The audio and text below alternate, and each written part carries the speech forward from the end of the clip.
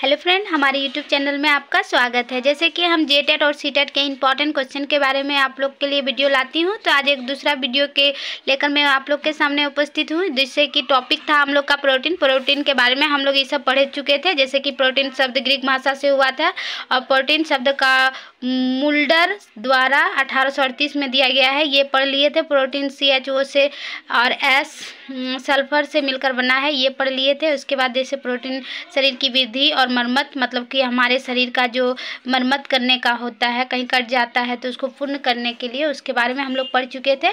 सभी enzyme protein होते हैं, ये भी पढ़ लिए थे। प्रोटीन 1 ग्राम में 5.65 कैलोरी ऊर्जा प्रदान करती है, ये भी हम लोग पढ़ लिए थे। तो प्रोटीन का उपयोग हमारे शरीर में एमिनो अम्ल के रूप में करता है, ये देख लिए थे। तो हम लोग इसके जो बचा हुआ था उसके बारे में आज हम पढ़ेंगे। आज हम लोग जैसे कि प्रोटीन में कुछ बाकी था उसको हम आज कंप्लीट कर रहे हैं। जैसे संतुलित आहार, जो हम लोग संतुलित आहार जो हम लोग ग्रहण करते हैं उसमें प्रोटीन की प्रतिशतता कितना है? 15%। एग्जाम में पूछ सकता है आप लोग को क्वेश्चन, जो संतुलित आहार में प्रोटीन की कितनी प्रतिशतता होती है, तो आप लोग याद रखिएगा 15% होती है, ठीक ना। अब देखिए ये प्रोटीन का क्या कार्य है, जो प्रोटीन जो होता है उसका क्या कार्य है, ठीक ना।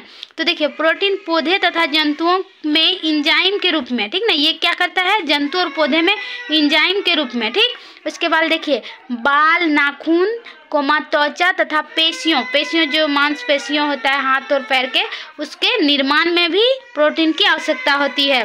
हार्मोन की तरह, ये हार्मोन की तरह भी, जैसे कि हमारे शरीर के विकास में हार्मोन की बहुत ही आवश्यकता है, उसके हार्मोन की तरह भी ये प्रोटीन कार्य करता है। शारीरिक विकास और वृद्धि में भी ये सहायक है। प्रोटीन जो है हमारे शारीरिक विकास, जो हमारे शरीर की विकास होता है, हम लोग बड़े होते हैं, विकास में आ जाएगा। जैसे कि हम लोग का दिमाग का विकसित होता है, आज हम कुछ कम सीखते हैं, फिर धीरे धीरे हम लोग ज़्यादा सीखते हैं, कोई भी चीज़ को हम लोग सीख लेते हैं, और फिर कोई जैसे कि विकास होते जाता है, जितना जैसे जैसे आदमी बड़ा होता चलता है तो उसका विकास भी बढ़ते जाता है।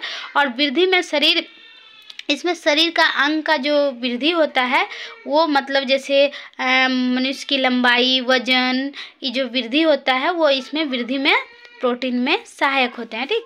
अब देखिए आनुवांशिक लक्षणों के नियंत्रण में, आनुवांशिक लक्षण जो होते हैं, जैसे कि हम लोग को पीढ़ी दर पीढ़ी जो प्राप्त होते हैं, जिनके द्वारा जो लक्षण आती है, उनके नियंत्रण में भी प्रोटीन बहुत हद तक सहायक होते हैं।